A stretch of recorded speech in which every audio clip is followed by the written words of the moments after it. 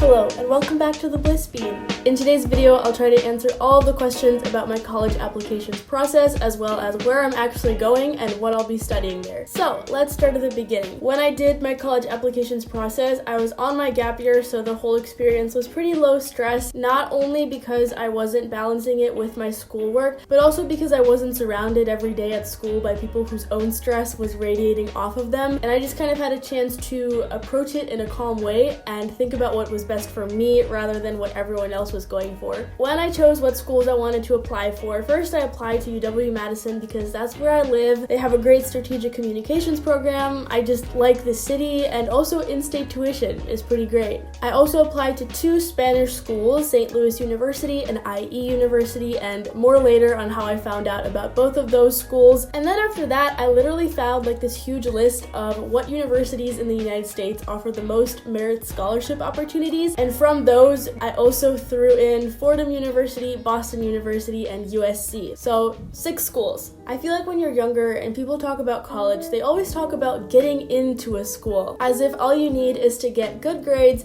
that magic acceptance letter from the right school, and then you're pretty much set for life. But I think people just don't talk enough about the fact that even if you're accepted to a school, you still have to pay the price tag. And Keenan, what you shout when you find out you've been accepted to the college of your dreams? How much?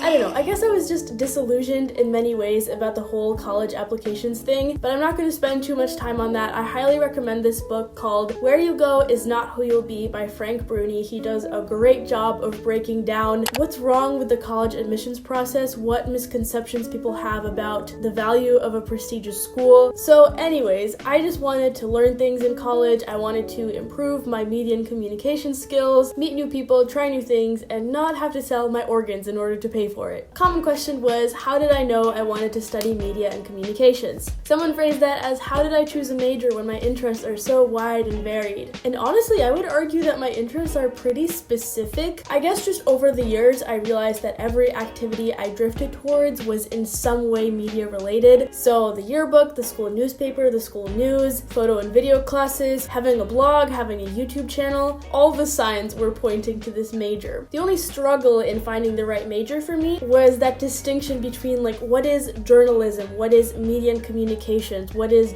just plain old communications. As I did my research, some of the schools only had majors that were called communications, and those, while they seemed interesting, they seemed to focus more on the theory, I guess, part of communications. Other programs, for example, I looked at UCLA's film, television, and digital media major. It's a long name. That one focused too much on film and television, as is stated in its name, and I'm just not really interested in getting involved in that side of things. So I felt like I was kind of trying to find a balance between those two. An example of a program I really liked was UW-Madison's journalism program. Initially, I had not considered journalism at all because I was just like, I don't want to do reporting. But then a friend told me that there's actually 2 tracks that you can take. There's a reporting and a strategic communications track. So I went online and I looked into the strategic communications one, and I was just like, oh my god, this is exactly what I want to do. So then the rest of the schools that I applied to also offered something similar, something that I thought would be a good fit for me. Okie dokie, it is time for stats. Okay, so GPAs. My school did not do weighted GPAs, so my unweighted GPA was a 4.0. We also did not do class ranks. PSAT, I got a 1510, 760 on reading and writing, 750 on math. I literally got one question wrong on the math section, and I was just like,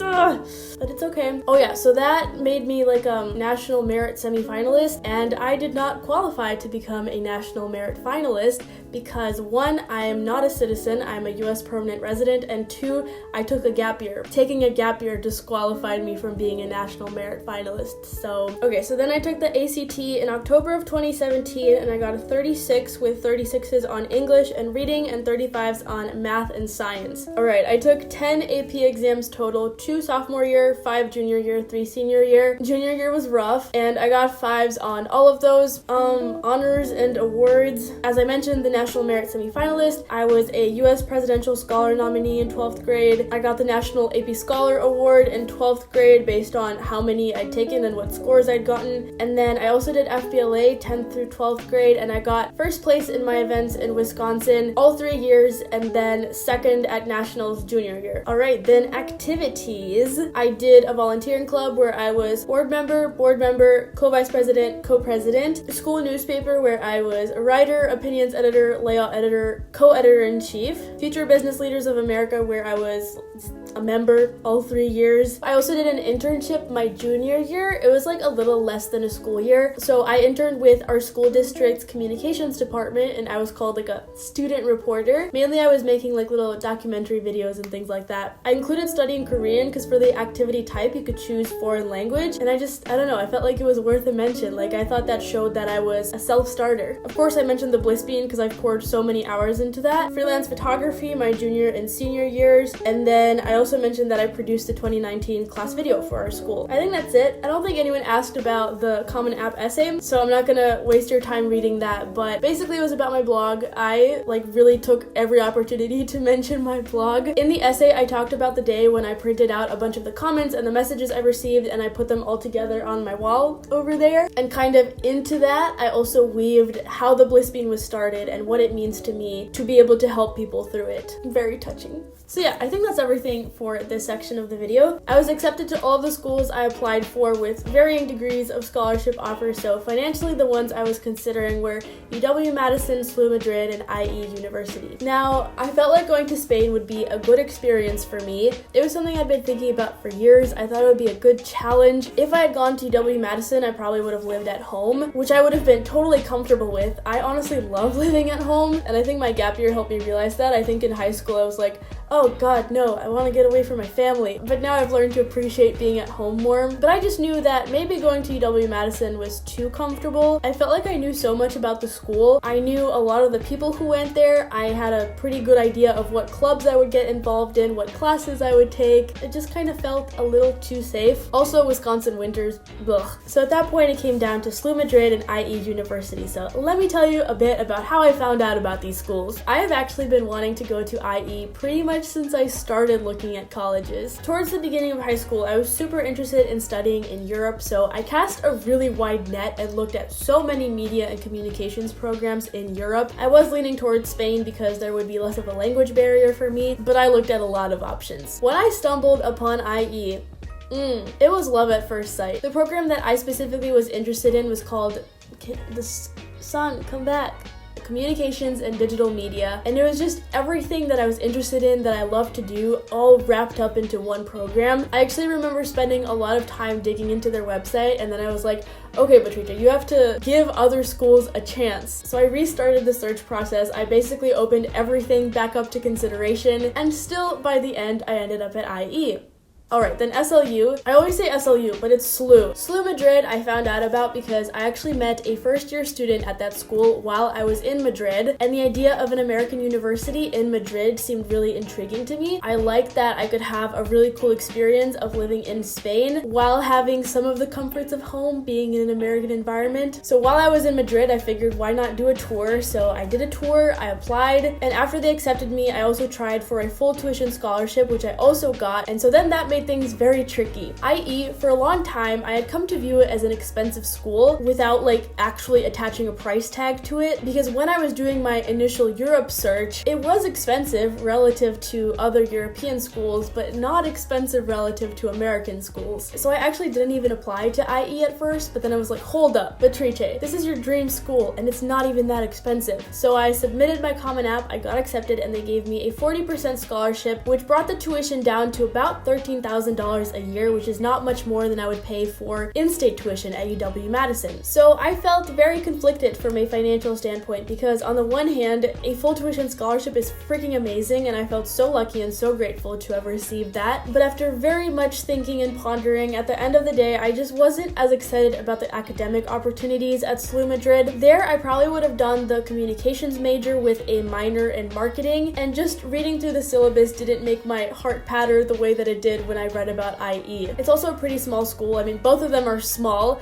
but SLU Madrid has let me fact check. I don't want to say anything wrong. Okay, there's about 850 students on the SLU Madrid campus. In IE, I keep finding different numbers, but this one says over 6,000. I think I saw another one that was 8,000, but more people. So yeah, after a lot of thinking, I decided that the price of IE was worth it to me. After all, this is 4 years of my life and something that I've been very excited about since like the start of high school. So some points I want to bring up about why I'm so excited about IE. For one, you don't have to do core classes, so you don't have to spend your first year doing science, math, literature, etc. Right from the beginning, all of your classes are media and communications related. You basically have a plan laid out for you already. It's also a business school, and I'm just really excited for that creative, entrepreneurial environment. The campuses are beautiful. I did the virtual tours online. For my program, you actually spend 2 years in Segovia and then 2 years in Madrid. So Segovia is a smaller city. It's only about 27 minutes by train from Madrid, but it's so beautiful. Literally, the city itself is a UNESCO World Heritage Site. It has this beautiful aqueduct. It's like what you imagine when you think of an old Spanish city. Also, you kind of get the old and the new because in Madrid, they're building a brand new campus, which should be finished by the time that I transfer from Segovia to Madrid. So yeah,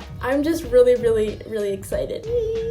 Okay, now I wanted to answer some miscellaneous questions that you guys submitted to Instagram. What college life things do you plan to take part in? Okay, literally when I was doing research on colleges, for each one I would go on niche.com and see people's ratings for how important they thought Greek life and college sports were on their campus, because if they were important, that was a huge con for me. So IE does not have Greek life. It does have sports, but it's just like chill sports as far as I can tell. Parties, I don't know, maybe small parties, like board game nights and dinner parties. I'm just definitely not the type of person who is going to college for that college experience of getting wasted Thursday to Sunday, because that literally sounds miserable. What school activities do I plan on taking part in? I'm really not sure yet. The clubs directory on their website is kind of difficult to navigate, so I haven't taken the time to delve into it. I just figured once I get there, I'll check out the scene. I feel like moving to Spain and starting college will be a big enough adjustment that I'm not really worried about joining clubs and stuff from the very get-go, and I'm sure there'll be club fairs or whatever. Are you planning to study abroad? I think so. So I found out that with my program, your opportunity to do a study abroad is the first semester of your 4th year. As you know already, I've been studying Korean for a while, and I really wanted to visit this spring, but obviously all travel plans were canceled, and IE does have partner universities in South Korea, so I think that would be really cool. The roommate process / the living situation. So as far as I can tell, Spanish universities don't really have their own dorms. At least this is how it worked for SLU Madrid and IE. There are privately owned student residences in the city, and they provide basically the same services that a dorm does. You get a room, common areas. Some of them include half or full meal plans. Most likely, like 97% sure that I'm not going to be living in a student residence. That was because there was like 3 for me to choose from in Segovia, and I was kind of late to the process, so 2 of them were already full, and the last one I just wasn't interested in.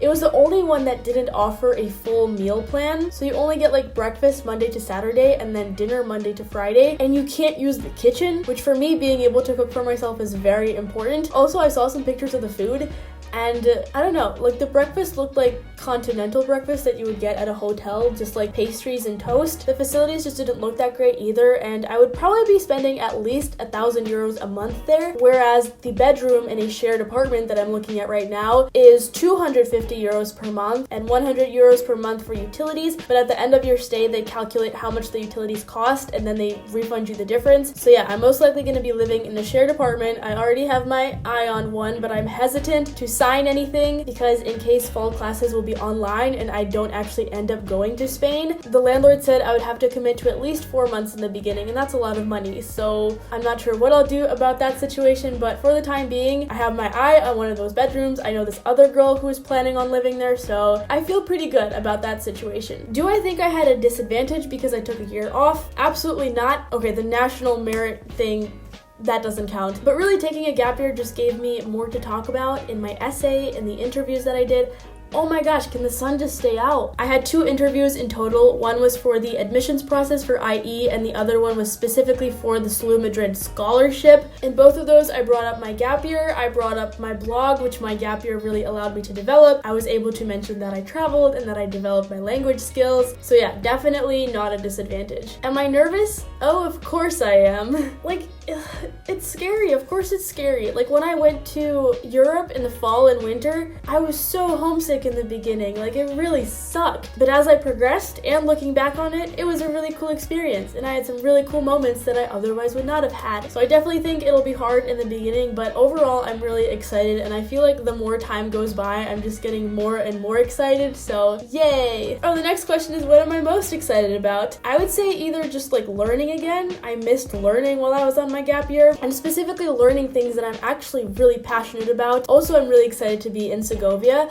I'm excited about the weather. It does get pretty chilly in the winter, but it's definitely milder than Madison. It's also just an insanely beautiful place, and to think that I would be living there and walking amongst that city every single day and studying on that beautiful campus.